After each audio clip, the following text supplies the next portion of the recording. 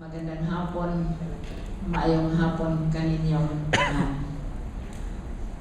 I speak not only as a woman, but also a social watch of the Philippines convener, and most important of all, as citizen of the Philippines, one of 91 million people who are paying taxes, particularly value-added taxes, and who cannot stand having our hard-earned contributions to government revenue being frittered away.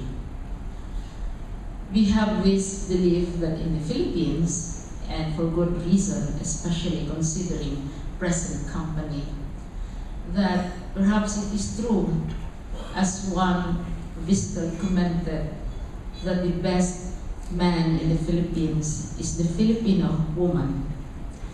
And we tend to take this very, very seriously. However, if we look at statistics and the state of women in the Philippines, we realize that we women have much more challenges to work for. First, government statistics tell us that there are more girls who go to school in our universities. University of the Philippines, it's the university that I chair, Silliman University. We have more girl students than boys, so more women go to school. There are more women with professional qualifications than men, that's according to the statistics.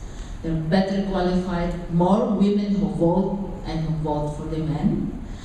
And also, but interestingly, if we look at the structure of government,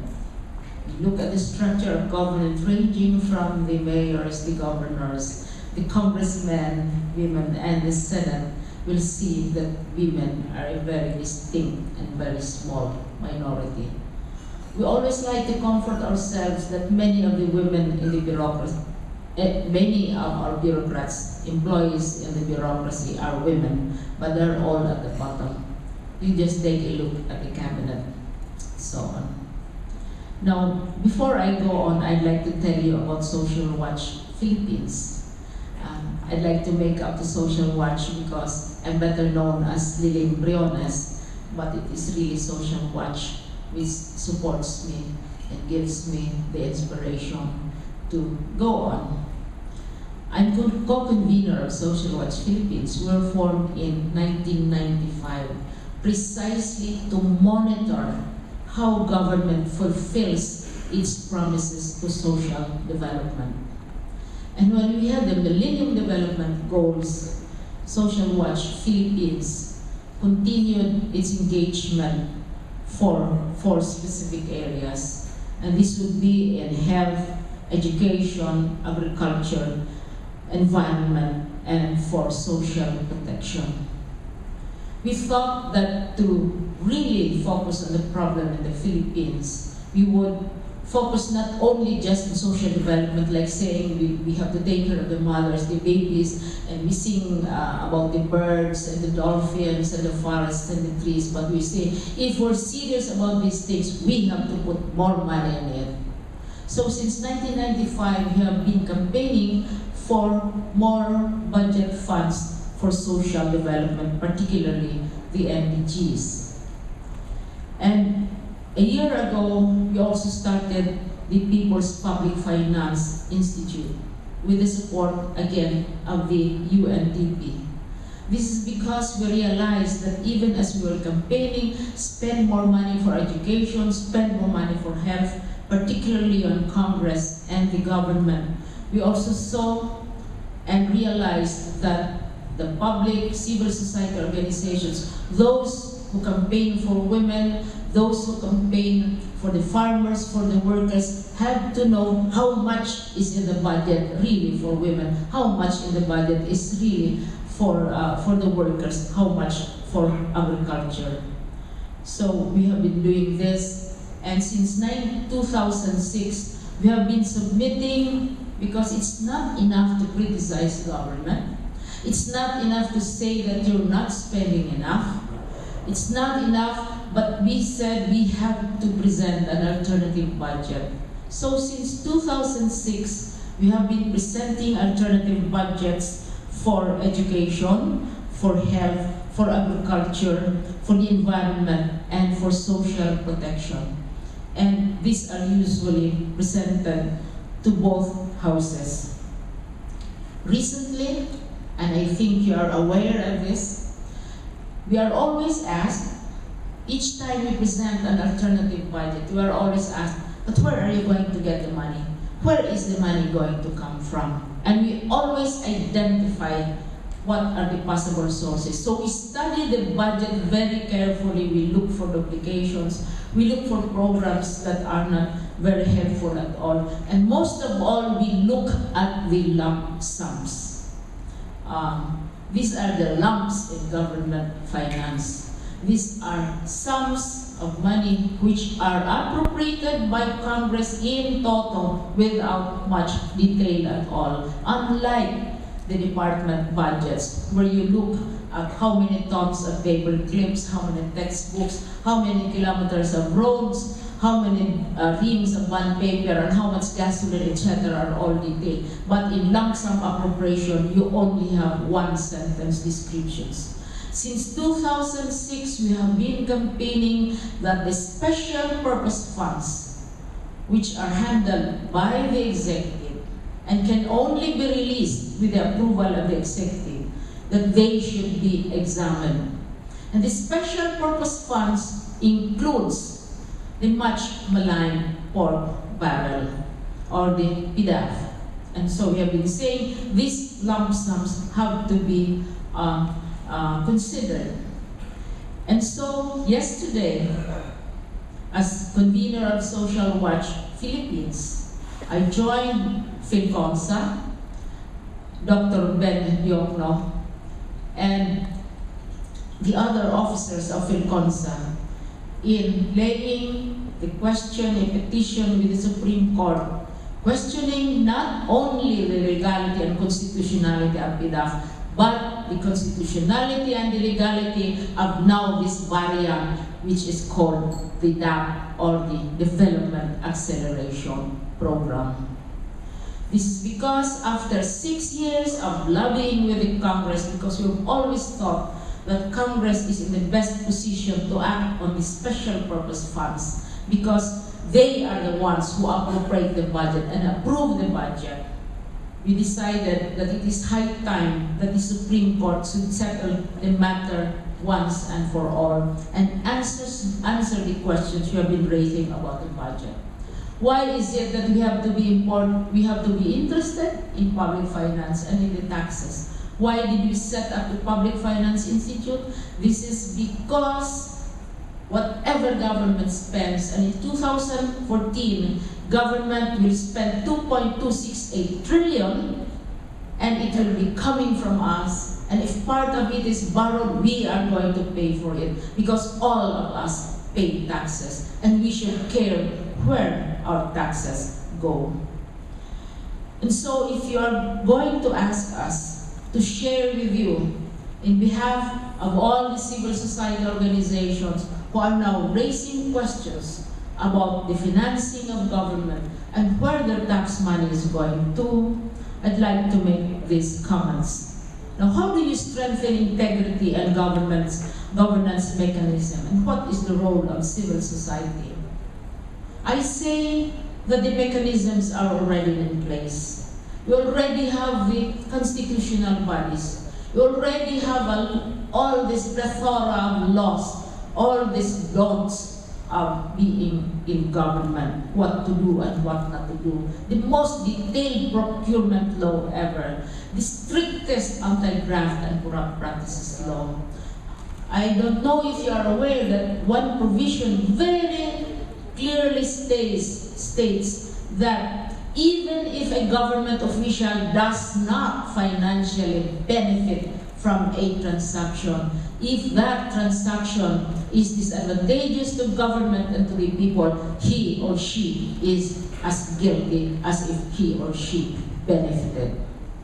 Think 310 billion in special purpose funds. Think 25 billion in PDAF. Think 12 billion in motor vehicles users charges. Think 26 billion for 2014 only in Manampaya funds. Think 10 billion from PAGCOR. 2.6 billion will be remitted directly without going through the budget to the Office of the President's Social Fund. Think intelligence funds, which are considered too esoteric for us unintelligent people to understand. And you have an idea of how much is still unaccounted for, even as we count the nails, even as we count the paper clips, even as we weigh and look at all those buildings and infrastructures which are being built. The mechanisms are already there, and what is needed is really to apply them. Second, also self-explanatory. Unlike most countries of the civilized world, we still don't have a Freedom of Information Act law. But still we manage. We in civil society still manage to get our information from websites, from official reports, and so on. But we need that Freedom of Information Act so that we can get information from government as quickly as possible.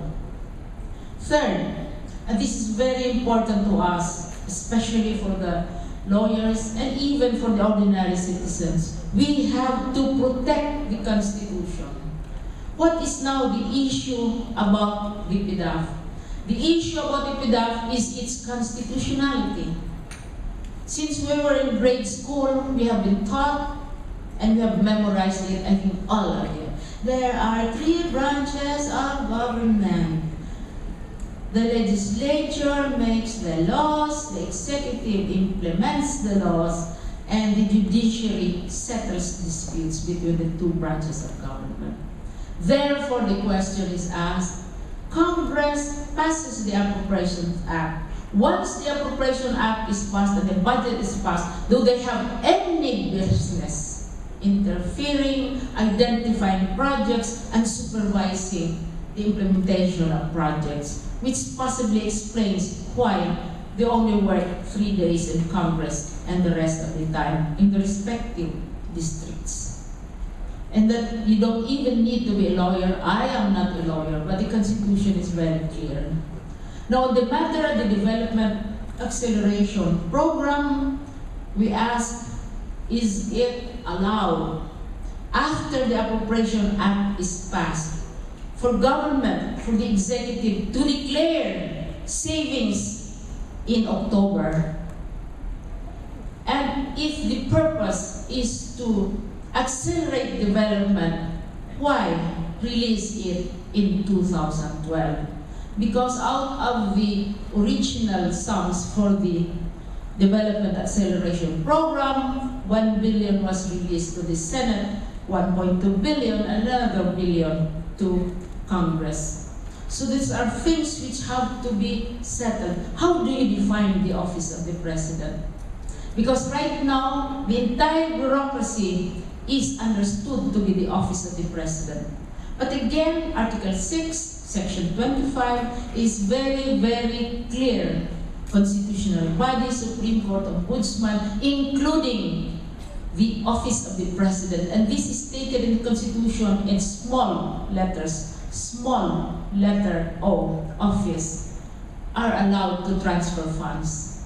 Because if we allow the executive to transfer and realign and augment funds, as is being done now, you have the executive taking over the functions of the legislature, which is to appropriate, to realign, and pass the budget bill. At the same time, you have the legislature also taking over the executive functions through the mechanism of the pork barrel. And this explains for a great deal of confusion. And therefore, the Constitution has to be clarified. Only the Supreme Court can do this. Since 2006, we have been urging Congress, the House of Representatives, and the Senate to clarify this definitional problem. Also, when do you declare savings? What constitutes saving? If a project is slow moving, do you declare it as savings? If funds are not released, do you declare it as savings? Who decides what is saving and what is not? Who decides when to augment an appropriation which has already been passed by Congress? And so we in Social Watch, through our People's Public Finance Institute, have been going around the country. We have been sitting down with civil society organizations and local officials. We have also been sitting down with congressmen and senators and all to tell them about just exactly how the budget operates. Finally, we talk about ensuring integrity and strengthening governance. And I completely agree with our Undersecretary, Undersecretary of the UNDP, that culture and society has a great responsibility. After all, corruption is not a one-way job. It's not a do-it-yourself thing. But this will take time, and this is where we have to place the responsibility on the major social institutions of our society, and perhaps of all other societies, which is the family, the church, and our educational institutions. And someone also, my previous speakers have also commented that the value now, you are respected. The thing is, there is no such thing as wrong or right. The thing is, as long as you get away with it, pwede na. And university students are getting the message, so they go around plagiarizing even photographs.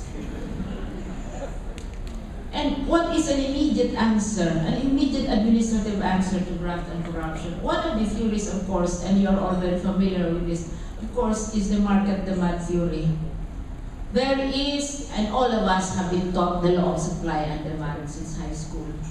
There is a great demand and an increasing demand for more efficient, effective government services, ranging from schools to medicines to hospitals to even justice. But how about the supply? And if the supply is lower than the demand, those who have the power, those who have the resources will pay more so that they can corner the market. And we all know that. I have a variation of that which is called the Divisoria model, the public market. In Divisoria, you can buy everything from buttons to TV, to makeup, to clothes, everything, I suspect, including lives. And so one answer to perhaps limiting the idea, these practices, insofar as the market version is concerned, is that we have to give much more in terms of service. We have to deliver those of us who are in government. The supply has to be much greater than the demand. We have a supply of 2.268 trillion. We have to see to it that it will be translated into real goods and services, not only for women, not only for children, but for all men and women in this country. And finally, and of course, you have the policy implications. Yesterday, I was asked, a report came out from social weather stations, and which is confirmed by the World Bank report, on how unemployment is rising even as our GDP is also rising, and which we are very proud of. What is interesting about our unemployment figures is that more than 51% of those who are unemployed are kids from the ages of 15 to 24. You can imagine, this would include college graduates. Also, the numbers show that there are more and more college students who are not employed. And a further item to disturb you, a greater number of those unemployed are women. In spite of the fact that government says they have better qualifications, they have gone to school, many of them have gone to university, many more women are jobless. And how do we explain this? And we can only explain this through government policy, which we have to monitor and which we have to carefully watch out for. So finally, the question is asked, what do you think is the role of women in the promotion of integrity and accountability in governance? I've already pointed that women are minorities, very small minority in the policy-making structure of the government. Whether you're talking about the cabinet, the bureaucracy, or the lower house, or the Senate. And we're very happy that in the constitutional commissions, we have women who are leading in this battle. So something has to be done about this. And I will close with a quotation. Again, this is often repeated, that if you want to educate a family, you educate the women, the mothers, the wives, the sisters, the titas, and the yaya and the caregiver, because these days they shape the character and the value of the children and the future citizens of the generation. So we want more integrity, we want stronger governance. Start with the women. Thank you very much.